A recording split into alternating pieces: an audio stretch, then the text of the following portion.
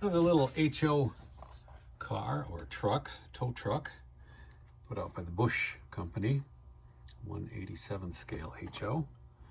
And this sold for $19. Took about a month. This is the second of two Turner microphones that I picked up well over a year ago at an auction. I probably got them for just a couple bucks a piece. I held out on the first one and did get full price of $130. And this one, I hadn't gotten any offers on it until today, and I took a $75 offer, mostly because it's just been up for over a year and it's time to go. It's a Turner microphone, handheld for CBs or ham radios. Still new in the box. Piece kit, oscilloscope. This is a piece of scanning equipment for electronic repair. I picked it up pretty cheap. Wasn't sure if it worked or not. Still not sure that it totally works. My original intent was to learn how to use it in repairing some of my equipment. But instead I just made a video of what does work on it, some blips on the screen and whatnot, and put it up for sale a couple of months ago for $90 and finally took a $60 offer for it. This is a hardcover copy of Jane's aircraft book, All the World's Aircraft, from 89 to 90. Just a very factual, informational book. And I picked this up at an estate sale for $1. Not worth a lot, sold it for $12. This remote control is branded TIAC, which is a high-end brand for tape decks and stuff, and some amplifiers. I could not find what this goes to. I just picked it up at a garage sale in a box of other stuff. And it looks like it's probably for a CD player, but it's got a tape function on it as well. So probably controls a number of items, amplifier. And in any case, I decided to price it high at $40. I did the test where you, on an iPhone, you use the selfie camera and you can see whether or not the bulb there turns purple. And so I knew it was working. I cleaned it up, and it took about a month or two, but full price, $40 for this remote control.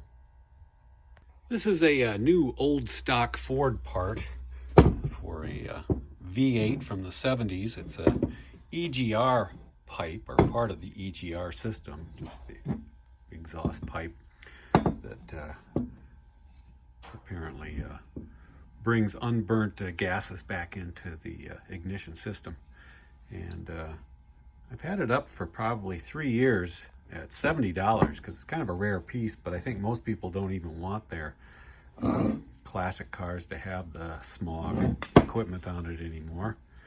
But some that are restoring it for a concours restoration would want everything.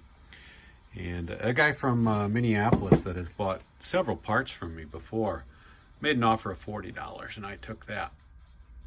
At a garage sale for $25, thinking, hey, I bet you could use this for albums. It's just cheap. It's not vintage. You can see by the feet on it, these kind of rubber, clear rubber feet on it. And I don't even think it's actually for albums. I think it's more for files, for, you know, on top of a desk. But this is where marketing comes into play. I showed it with albums in it. And it actually will work out just fine for a flip-through style record rack. And it sold for $20. This is a TV lamp, a couple of Siamese cats. Kind of bought this at an auction for myself because it's got a little bit of a hairline crack right here. It's mostly in the finish, not really in the ceramic material. And the name Clays is kind of famous. Copyright is 1954. These probably were on top of a lot of TV sets. It's got these cool eyes that light up, And it came with this blue light bulb. And I thought that kind of added to the effect. You can kind of see it here. And of course I did a little bit of staging, put it on top of my fireplace mantel with some books. And but I priced it as high as the ones that have sold that were in perfect condition, 80 bucks. And it took about a month to sell. This is a Sony Discman. It's a model D301. It's got a 10-second protection on it, which makes it very good for a portable. But I don't know what people are using these for.